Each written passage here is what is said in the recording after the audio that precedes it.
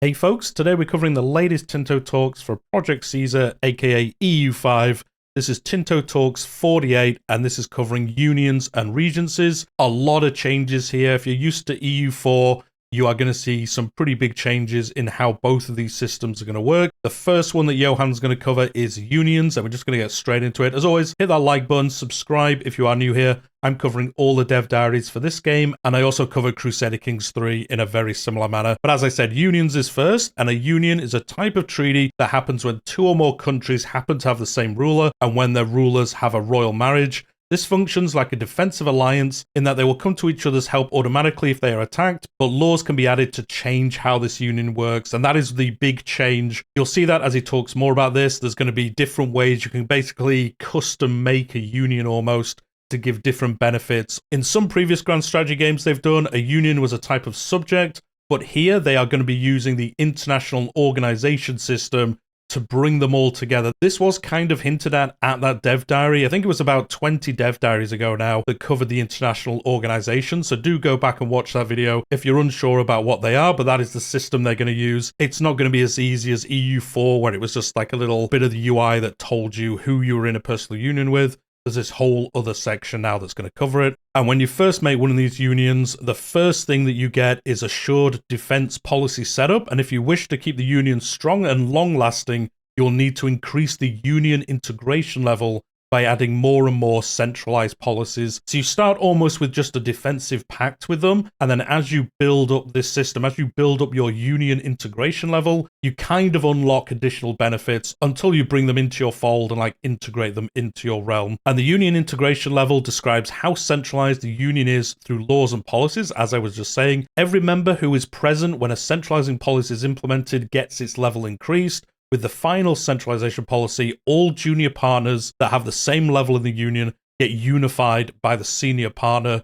Members who join the union later will need to catch up their progress to be integrated via the parliament, and they're going to cover the parliament stuff in a minute as well. So yeah, you can have these different unions at different levels. I don't think it covers what level it goes up to, but yeah, you have to get them up to a certain level, and then you can integrate them. But you can have these partners at different levels, like level 1, level 3, level 2, and gradually keep moving them up the ladder until they reach integration status. So again, working differently to how it did in EU4. The first screenshot we're going to get here is the Muscovite Union. This is a pretty good one to show us because last week, if you're watching the Tinto Flavors videos that I'm doing, this was one that Pavia covered last Friday. A little bit of information about this area of the map, but you can see here, this is the Muscovite Union. It is led by the Grand Prince here. And next is going to show off the 8 members. You can see a lot of information at a glance. You can see Novgorod, you can see Muscovy, you can see a bunch of other ones as well. You can also see the estates they have and what their happiness is and how powerful they are as well. Some more information, you can see the stability level, I believe, as well. I think that's what that number with the scales means. But you're going to see that for each person in that union, which is pretty cool. And then, as Johan was mentioned, there is going to be a parliament that is part of this system, separate to the normal parliament that you could potentially have as well. So in order to implement laws for newcomers, you will need to use the union parliament, which represents an assembly of the union that calls in the ruling class estates of all members who have the already established laws not implemented yet.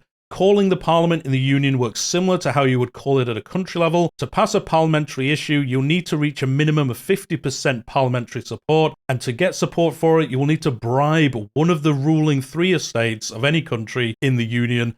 How much support they give depends on their great power score compared to the total of all the members of the other people that are in the parliament. In other words, in a union between France and Normandy, bribing France's estates will have a significantly higher impact on the results of the parliament than bribing Normandy's estate. So obviously, if you're the bigger country with bigger estates, having those guys on your side kind of negates the fact that the smaller nation, even if they all bounded together, all their estates disagreed with you, potentially just one of your estates, because you're so much bigger, would overrule them just in numbers. So, and that's what you're going to see in the next screenshot, showing off this parliamentary system. This time we've moved away from Russia. We're in Serbia, Bosnia, somewhere very stable in the world. And you can see it here, the parliamentary debate, if it passes, if it fails, the law implementation, and then also how you can bribe these different ones. Again, I think that's why in the first screenshot, you could see all the different estates for each country, because then you can kind of figure out at a glance, like, okay, I think I'll have enough support maybe to pass something, maybe I won't. Maybe I'll have to bribe somebody, maybe I won't. So yeah, you can use this to also do that, which is pretty cool to see. And then as we were talking about bribes, there are 3 potential bribes available for each member, 1 per estate. Once selected, you have the choice of 1 to several parliamentary agendas for that estate. So this is where you're kind of giving something up to get their support. So you can see here what that's going to do. Acceptance effect on Serbia. Serbia grants nobility-controlled serfdom. And then the bribe effect on Hungary. You're going to lose some legitimacy. It's going to cost you a lot of gold. And then also, obviously, that area is going to get that gold that you've bribed them with. And then the increased opinion, lessen levy obligations, shake up army academy. These different ways you can get what you want to, depending on which bit you want to give up, or maybe which one kind of makes sense with you at that time. Might cause you issues later down the road. But at the time, you might be thinking, okay, I can give up one thing and some gold to try get this union moved up a little bit and a little bit more integrated. Right now, the bribe effect is set to reduce the legitimacy of your country and transfer gold to the target estate. And the cost scales with the integration levels of the member state is behind compared to the whole IO and their great power score compared to the senior partner. There are plans to diversify the bribes though, so each agenda has a more unique cost attached to it. So that is just kind of how it looks now. That will change, so not everything costs you legitimacy and gold. There are going to be some other things as well, which is cool to see they're going to do that. Once a member's estate is bribed, the country vanishes from the list in that parliament, so you can't do it multiple times. As he said, you can do it once per estate per country, I think he said. The next thing he's going to cover is union laws. Let's dive into the different laws that a union can have. Laws in the personal union are separated into 2 categories, centralizing policies and generic policies. Starting with the latter, smaller category, each personal union has the assured defense policy when created, as he mentioned at the beginning. It is possible to replace it with one of the 2 alternatives if you wish to have your partners not involved in your defensive wars. These options, however, are not very popular among the AI, so they're not really going to be wanting to do this, and you're going to have to get them some pretty steep modifiers, I would have thought, to allow this to happen. So you can vote on possible offense. In order to survive, the union must thrive through conquest and growth of our own power. Each member may be allowed to call each other member in times of war. So you can think if you've got a large personal union kind of club, if you want to think of it that way, if you implement this one, any member of that club can really come in and just say, I want you to help in my offensive war, and you'll have to do it because it is part of the rules of that personal union group. So again, are you going to want to do this? Maybe. If you are wanting to try expand and you don't mind being called into other wars, this one could be quite useful. And then the final generic policy is one about union contribution. As you may have noticed, the aforementioned policies mention that the union needs a certain amount of gold. The union contribution policy, a treasury in the union will be established where each member has to pay in. So yes, you kind of pay into the pot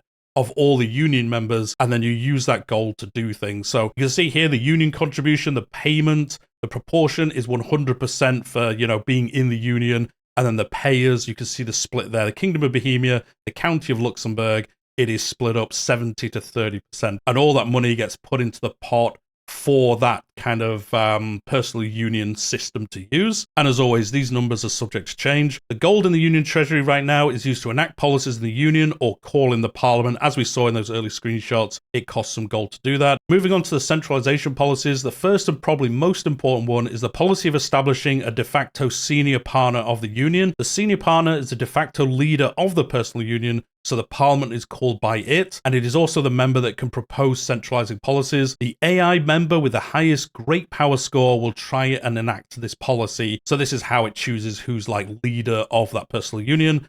The remaining policies revolve around standardizing the succession law, the government reforms and laws, the estate privileges, the culture and language of the members after the senior partner ones. Finally, there is a unification of crowns policy that finalizes the centralization and lets the senior partner annex every junior member who is at the same integration level as the union itself. So yes, that's pretty much how it works. You get into this personal union system, you have the leader, and then they can slowly implement these laws to standardize things. So same succession law, same reforms, same laws, same estate privileges. And then once that's done, once the 2 nations are more and more alike, you then can enact a unification policy, and that is where they will get integrated into the main leader and just become their land. They will no longer exist at that point. They will just be a bigger version of Bohemia or something. they will be integrated into it. So again, very different to how it works in EU4, really. EU4 was kind of a simple system. This one seems like a lot more things going on. And as we've seen, like, this is almost a feature I would expect in an expansion or something like that. It's great to see this coming into the base game. This is such a cool system. Do let me know in the comments down below if there's anything here that like doesn't make sense or you don't think this is how it should work. But from what I've seen, this sounds really cool. A little bit more gameplay, well, a lot more gameplay really, to this system in the game. Not as easy as it was in the game, and really random sometimes how it worked in EU4. And then with unions out of the way, Johan's going to talk to us about regencies. A regency occurs while the government has no legitimate ruler and is instead led by a regent. Usually it is caused where the heir selection produces no valid heir, or where the heir is merely a child. In a monarchy, the consort may become the regent, but otherwise it is a character associated with the most powerful estate or even the overlord. The regency persists until a proper ruler is restored. The type of regency you get depends on many factors, but the game goes in the order listed below and picks the first valid one for a monarchy. So Johan's going to list all the options here, and as he says, this is in order of how it would go through the system. So the first one would be noble regency. If the noble estate has more than 33% of power, a character from the nobles will be assigned as the regent. This will make the nobles happier, but make the other estates less happy. And that is basically the case for all of them, so I won't read that last bit every time. There's no eligible nobles. It would be the clergy regency. If the clergy estate has more than 33% of power, a character from the clergy estate will be assigned as the regent. And then the same for the burghers, and then the same for the peasants. Pretty much the exact same way. 33%, yes, okay, they would become regent. Obviously, if there are two that are over 33%, it would be in this order. So if you had a nobles at like 50, clergy at 40, they would both be over 33%, but as nobles is the top one, they would take it. It wouldn't like roll a dice or something. It would always be in this order, which I think makes sense anyway if you think about it. The next one, as you mentioned before, is Overlord Regency. When a country is a subject and has no ruler, the Overlord's ruler will instead become the regent, so that is pretty cool. The subject will of course gain a loyalty bonus as long as the Overlord ruler is controlling it. I mean, I guess so. Maybe it would trigger some revolts though, if it was done as a regent. I don't know, maybe there's some mechanics around that as well. The next one is Consort Regency. When the ruler of a monarchy dies and their heir is still a child, the consort may rule a country instead of the regent. This makes stability go up a bit during the regency. Subject regency is the next one. When a country is an overlord and has no ruler, a powerful subject's ruler may instead rule as the regent.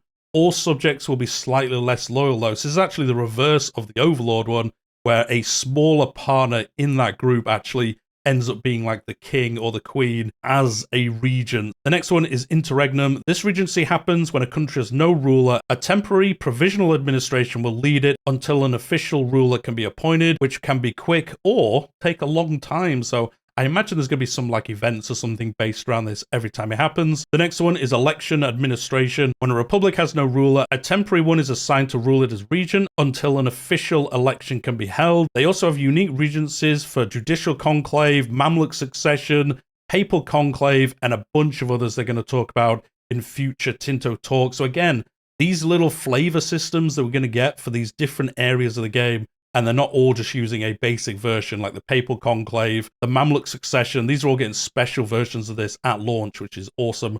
And then the next one is extend regency. If you feel your heir is just too incompetent or your current regent is just really good, you can extend the regency by 5 more years at the mere cost of 20 legitimacy. There's always a chance though that a regent has had enough and he will attempt to seize power. So it is that balancing act, like, okay, my ruler's terrible, the regent's really good, let's keep him around for 5 more years. In the end, the regent could say, well, actually, I should just stay being king or queen, thanks. And then they could take over. And that probably causes some shenanigans to happen. And you can see that in that screenshot here, the consort regency, stability investment, the counter-espionage changes, and you extend it for 5 more years. I don't know if you can stack this and keep doing it for 5 more years.